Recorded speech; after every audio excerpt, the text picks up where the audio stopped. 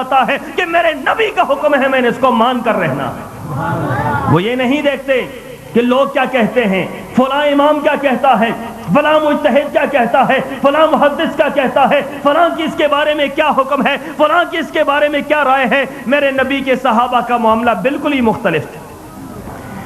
صحابہ کرام اللہ کے رسول صلی اللہ علیہ وسلم نماز پڑھا رہے ہیں، دوسرا صحابہ کا جذبہ، عمل کا دوسرا جذبہ، اللہ کے رسول نماز پڑھا رہے ہیں، نماز پڑھاتے جوتی پہن کر نماز پڑھا رہے ہیں، جوتی پہنی ہوئی ہے، میرے آقا نماز پڑھا رہے ہیں۔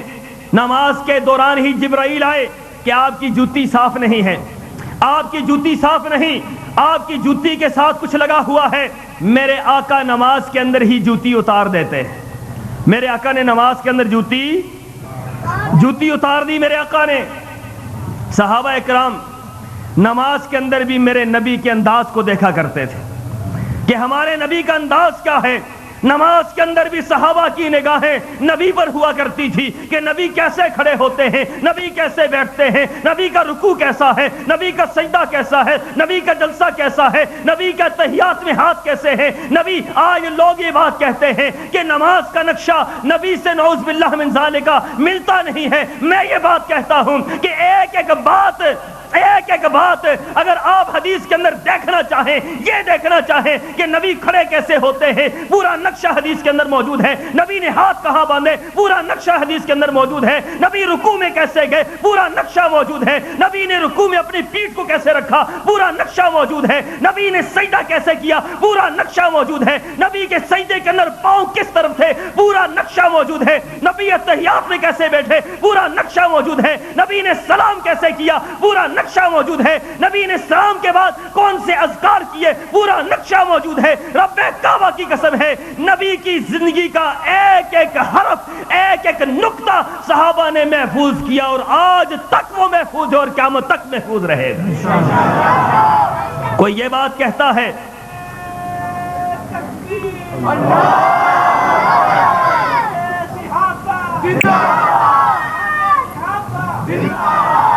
کوئی یہ بات آج کہے کہ نبی کی نماز کا نقشہ نہیں ملتا، تو میں تو یہی سمجھوں گا کہ وہ بدنصیبی ہوگا جسے نبی کی نماز کا نقشہ نہیں ملتا۔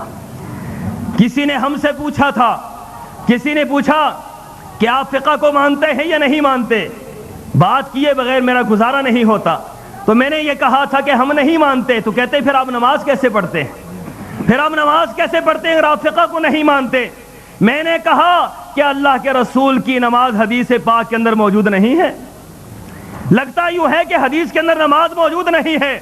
کہنے لگے حدیث کے اندر موجود نہیں ہے پوری نماز۔ میں نے کہا ہاں، تمہاری نماز جو تم پڑھتے ہو وہ حدیث کے اندر ہمیں کہیں نہیں ملتی، اور جو اہل حدیث پڑھتے ہیں رب کعبہ کی قسم ہے اس کا ایک ایک جملہ حدیث پاک کے اندر موجود ہے۔ فرق تو یہاں سے خود ہی کر لیا ہے، فرق تو یہاں موجود ہے کہ جو ہم پڑھتے ہیں ہم اس کی ایک ایک دلیل رکھتے ہیں، اور جو تم پڑھتے ہو تمہاری دلیل ہی کوئی موجود نہیں۔ یہ تو بات سیدھی سادی سی ہے۔ ہم بھی کہتے ہیں اس کی کوئی دلیل حدیث سے موجود نہیں، تم بھی کہتے ہو کوئی دلیل حدیث سے موجود نہیں، اور ہمارا نظریہ یہ ہے جس عمل پر رسول اللہ کی مہر نہ ہو، رب کعبہ کی قسم وہ عمل اللہ کے ہاں مقبول نہیں ہوتا۔ تو میں آپ کو حدیث بتلا رہا تھا، میرے نبی نماز پڑھا رہے ہیں، نماز پڑھاتے ہوئے آپ نے جوتی اتار دی، جوتی آپ نے اتاری، صحابہ کرام کو اتارنے کا حکم نہیں دیا، لیکن صحابہ اتباع رسول میں بڑے آگے تھے، اطاعت رسول میں بہت آگے تھے۔ وہ دیکھتے تھے ہمارے آقا نے کیا کیا ہے، ہمارے پیغمبر نے کیا کیا ہے، ہمارے نبی نے کیا کیا ہے۔ وہ ایک ایک لمحہ نبی کے چہرے کو دیکھ کر فیصلہ کیا کرتے تھے۔ جوتی اتاری، صحابہ نے بھی جوتیاں اتاری۔ اللہ کے رسول نے نماز کے بعد پوچھا کہ تم نے جوتیاں کیوں اتاری؟ میں نے تو اس لیے اتاری تھی کہ مجھے جبرائیل نے بتایا کہ آپ کی جوتی کے ساتھ گندگی لگی ہوئی ہے، نجاست لگی ہوئی ہے، میں نے اس لیے جوتی کو اتارا۔ تم نے جوتیوں کو کیوں اتارا؟ تو صحابہ کرام کا کیا کہنا تھا؟ صحابہ کرام فرمانے لگے اللہ کے رسول آپ نے جوتی کو اتارا، آپ کی اتباع میں ہم نے جوتیوں کو اتار دیا ہے، آپ کی اتباع اور اطاعت میں ہم نے جوتیوں کو اتارا ہے۔ معلوم یہ ہوتا ہے کہ صحابہ کرام رضوان اللہ علیہم اجمعین کیا کرتے تھے، ادھر فرمان محمد و ادھر گردن، ادھر عمل محمد و ادھر گردن چکائی ہو۔ رسول اللہ صلی اللہ علیہ وسلم کے صحابہ، شراب کی حرمت نازل ہوئی، 3 مختلف اوقات میں شراب کی حرمت نازل ہوتی ہے۔ ایک وقت میں شراب کی حرمت نازل ہوئی، اس کا حکم علیحدہ تھا، دوسری مرتبہ علیحدہ تھا، تیسری مرتبہ اللہ نے فرمایا انما الخمر والمیسر والانصاب والازلام رجس من عمل الشیطان فاجتنبوہ، فرمایا آج کے بعد یہ حرام ہے، اس سے بچو، اس سے بچو۔ صحابہ اکرام جب یہ حکم سنا، کچھ تو پہلے ہی چھوڑ گئے تھے، کچھ نے بعد میں جب یہ حکم سنا تو حضرت انس فرماتے ہیں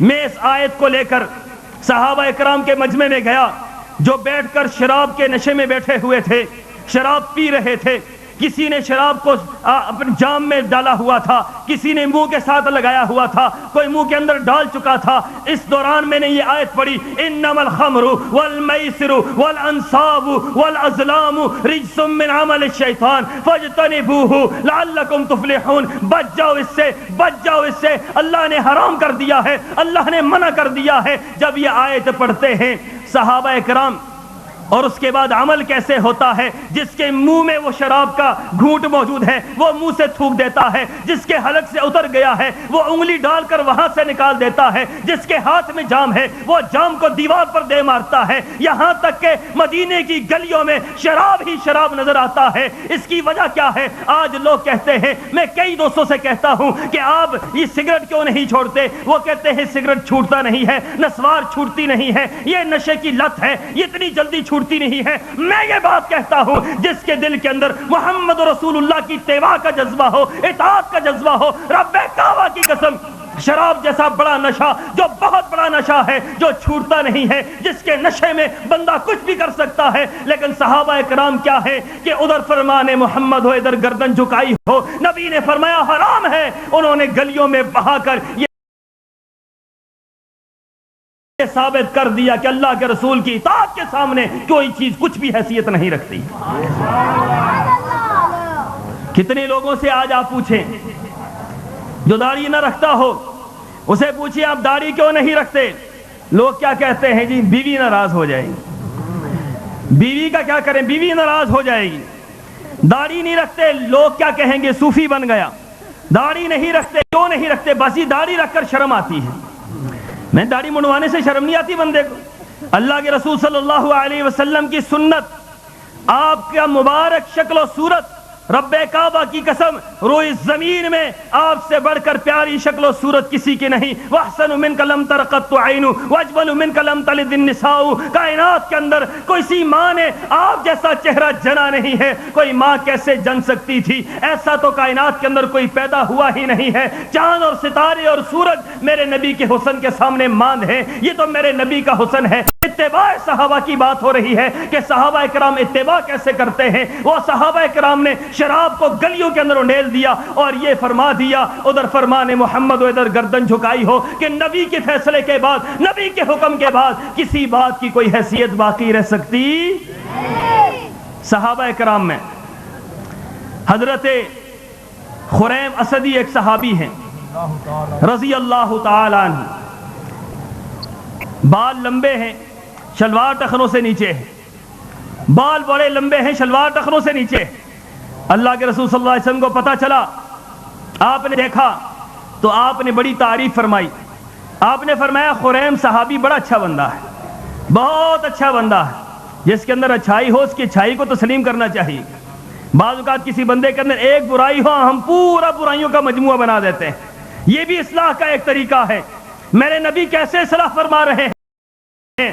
فرمایا کہ خریم بڑا اچھا بندہ ہے، بڑا ہی اچھا بندہ ہے، اگر اس کے اندر یہ 2 عادتیں نہ ہو، اگر اس کے بال لمبے نہ ہو اور اس کے ازار بند ٹخنوں سے نیچے نہ ہو تو بہت اچھا بندہ ہے۔ کسی نے جا کر خریم کو یہ بات سنائی، خریم تیرے بارے میں اللہ کے رسول یہ بات ارشاد فرما رہے ہیں کہ وہ بندہ تو بڑا اچھا ہے لیکن اس کے بال بہت لمبے ہیں، بندہ بڑا اچھا ہے، اس کی شلوار ٹخنوں سے نیچے ہے۔ اب خریم کی کیا کیفیت ہے؟ خریم نے سنا، سننے کے بعد خریم نے کینچی لی اور اپنے بالوں کو کاٹ دیا، اپنے بالوں کو اپنے کانوں کے برابر کر دیا اور شلوار اپنی آدھی پنڈلی کے اوپر پہنچا دی اور فرمانے لگے جس بات سے میرے نبی راضی ہیں آج کے بعد خریم یہی عمل کرے گا۔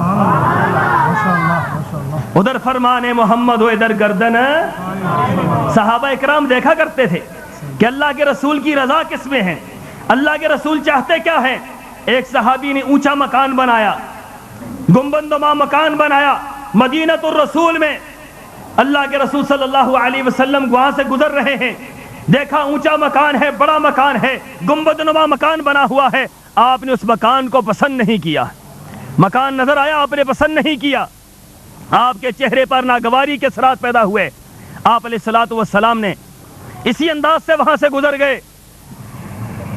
تھوڑی دیر کے بعد جس صحابی کا وہ مکان تھا اس سے پوچھا گیا کہ یہ کس کا مکان ہے, کہا فلاں صحابی کا مکان ہے. اللہ کے رسول کے چہرے پر ناگواری کے اثرات ہیں. آپ علیہ الصلوۃ والسلام وہاں سے گزر گئے, گزرنا تھا آپ کا. کسی نے جا کر اس صحابی کو بتلایا کہ اللہ کے رسول تمہارے مکان کے پاس سے گزرے. آپ نے مکان کا پوچھا, مکان کا بتلایا گیا, آپ نے ناگواری کا اظہار کیا, آپ نے وہاں سے ناراضگی کا اظہار کیا. تو کیا کیا صحابی نے, صحابی گیا اور جا کر اس نے اس مکان کو زمین بوس کر دیا, اس مکان کو گرا دیا, اور گرا کر اللہ کے رسول کو بھی نہیں بتلایا ہے. صحابی یہ کہنے لگے جس بات کو میرے نبی ناپسند کرتے ہیں میں گوارا نہیں کرتا اس عمل کے کرنے کو. جس بات کو میرے نبی ناگوار گزری, جو بات میرے نبی کو ناگوار گزرتی ہے, جو عمل میرے نبی کو ناگوار گزرتا ہے, کوئی بات نہیں کہ اس عمل کو میں کر لوں. صحابی نے اپنا مکان گرا کر زمین کے برابر کر دیا.